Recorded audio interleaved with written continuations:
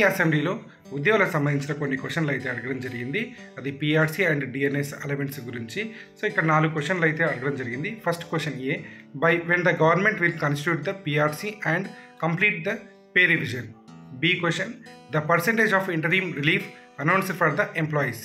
C question, by when the IR will be paid to the employees.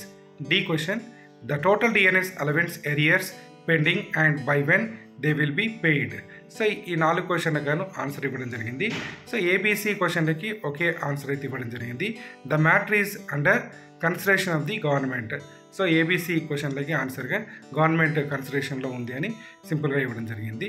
D answer వచ్చేసి an amount of 12,119.77 crore towards DA arrears including 11th PRC arrears is pending up to 12th June 2024 in respect of employees and will be paid on priority. So ఈ విధంగా అయితే answers ఇవ్వడం జరిగింది.